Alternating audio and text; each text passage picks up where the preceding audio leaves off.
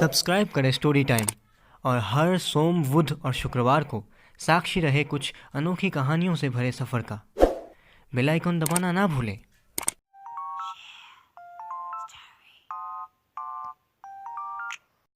इस कहानी के सभी स्थान, काल, पात्र काल्पनिक है। कृपया कर इसे गंभीरता से ना लें। ये कहानी सिर्फ मनोरंजन के लिए बनाई गई है।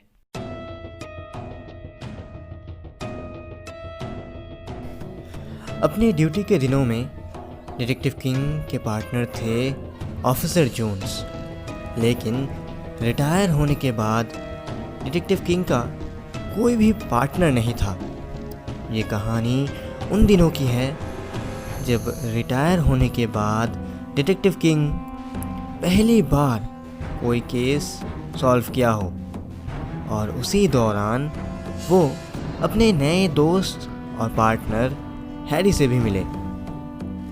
चाइना टाउन में पिछले 1 महीनों से लगातार मर्डर होने के बावजूद पुलिस उस खूनी को अब तक पकड़ नहीं पाई थी। पुलिस स्टेशन में बैठे हुए इंस्पेक्टर अपने सर पे हाथ रख के कुछ सोच ही रहे थे कि तभी 40 साल का एक आदमी वहाँ के इंस्पेक्टर से मिलने आता है। इंस्पेक्टर को वो अपना नाम अर्जुन बताता है और वो इंस्पेक्टर को कहता है कि वो इस केस को सुलझाने में उनकी हेल्प करना चाहता है। तब इंस्पेक्टर उससे पूछता है, क्या आप कोई जासूस हैं? नहीं, ये समझ लीजिए कि ये मेरा पहला केस है, अर्जुन कहता है। ये बात सुनकर इंस्पेक्टर पहले तो मना कर देते हैं, पर जब अर्जुन उन्हें ये केस सॉल्व करने का वादा करता है तब इंस्पेक्टर मान जाते हैं, क्योंकि पुलिस भी इस मिस्ट्री को काफ़ी दिनों से सॉल्व करने की कोशिश कर रही थी। क्योंकि अर्जुन दूसरे शहर से आया था, इसलिए अब वो रहने के लिए जगह ढूंढने लगता है। बहुत सारी जगह ढूंढने के बाद अर्जुन एक 5 स्टार होटल जाके वहाँ रूम के लिए पूछता है, पर वहाँ का मैनेजर उसे एक भी कमरा खाली ना होने का खबर देता है। बहुत देर से अर्जुन और मैनेजर के बीच बातचीत के कारण दूर बैठा हुआ एक आदमी उन दोनों की तरफ आता है और अर्जुन को पूछता है, एनी प्रॉब्लम? मैनेजर उस आदमी को कहता है, सर, इन्हें रहने के लिए एक कमरा चाहिए, पर एक भी कमरा खाली नहीं है। फिर वो आदमी अर्जुन को कहता है, मैं इस होटल का मालिक हूँ, पर आई एम एक्सट्रीमली सॉरी, अगर एक भी रूम खाली नहीं है तो मैं आपकी कोई हेल्प नहीं कर सकता। तभी वहाँ और एक आदमी आके कहता है, आप चाहें तो मेरे रूम में रह सकते हैं, यहाँ के कमरे काफ़ी बड़े हैं, आपको कोई परेशानी नहीं होगी। ओह सॉरी, दरअसल मैं यहाँ से गुज़र रहा था तो आप लोगों को बातें करते हुए सुना, तो सोचा कि आपकी थोड़ी मदद कर दूँ। एंड बाय द वे, मैं हैरी हूँ और मैं हूँ डॉक्टर मिश्रा, दूसरा आदमी कहता है। तो डिसाइड ये होता है कि अर्जुन हैरी के कमरे में रहेगा, इसलिए हैरी के रूम में एक और बेड लगाया जाता है। जब अर्जुन अपना सामान लेके हैरी से बातें करते हुए हैरी के रूम की तरफ जाने लगता है, तभी उन्हें बाहर से चीखें सुनाई देती है। अर्जुन वहां जाके देखता है कि एक और कत्ल हो चुका था और लाश वहां पड़ा हुआ था। उस लाश के चारों ओर भीड़ जमी हुई थी और पुलिस भी वहां पहुंच चुकी थी। सामान लेके होटल के अंदर जाने के बाद अर्जुन ये सारी बातें डॉक्टर और हैरी को बताता है। तो डॉक्टर कहते हैं, ये यहाँ नॉर्मल बात है, आए दिन यहाँ कोई ना कोई मर्डर होता ही रहता है।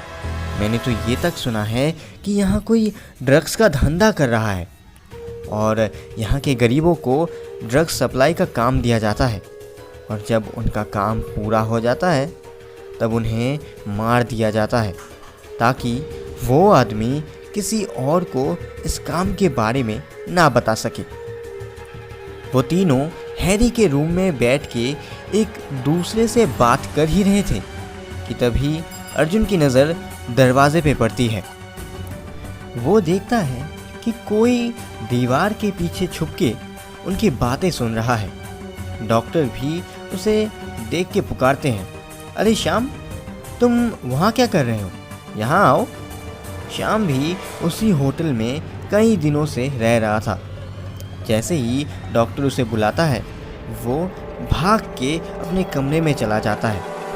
तीनों की बातें ख़त्म होने के बाद डॉक्टर भी वहाँ से चले जाते हैं।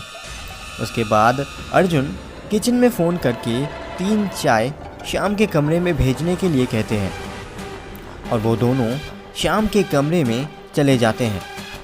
श्याम से बात करने पर अर्जुन को पता चलता है कि श्याम किसी बात से बहुत डरा हुआ था और वो ज़्यादातर अपना रूम बंद ही रखता है।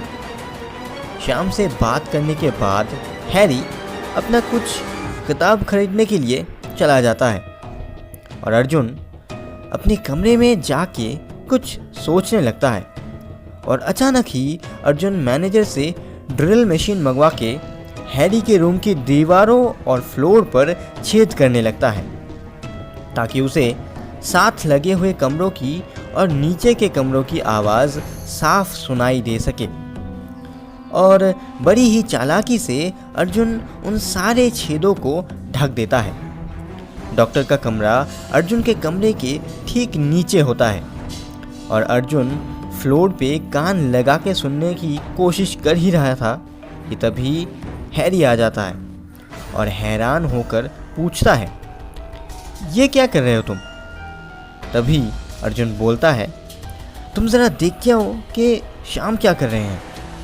तब हैरी देख कर वापस आता है और कहता है, श्याम तो अपने कमरे में है ही नहीं, पर तुम यहाँ क्या कर रहे हो?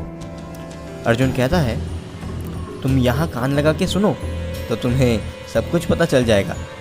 जब हैरी फ्लोर पे कान लगाता है तो उसे डॉक्टर की आवाज़ सुनाई देती है। डॉक्टर किसी को दवाई दे रहे थे। इसके बाद वो दोनों शाम को डॉक्टर के कमरे से अपने कमरे में जाते हुए देखते हैं। उस दिन सब खाना खा के जल्दी सो जाते हैं। आखिर श्याम किस बात से डर रहा था? वो अपने कमरे का दरवाज़ा हमेशा बंद क्यों रखता था? और आखिर कौन था वो खूनी जो लोगों को लगातार मारे जा रहा था? सुनाऊंगा आगे की कहानी अनजान खूनी भाग 2 में। आपको क्या लगता है, कौन है वो खूनी? कमेंट्स में हमें ज़रूर बताइएगा। अगर ये कहानी आपको पसंद आई तो इसे लाइक और शेयर ज़रूर करें और हाँ, सब्सक्राइब करके बेल आइकन दबाना ना भूलें। मैं फिर लौटूंगा एक और अनोखी कहानी के साथ। तब तक के लिए सुनते रहिए story time. Keep listening, keep learning.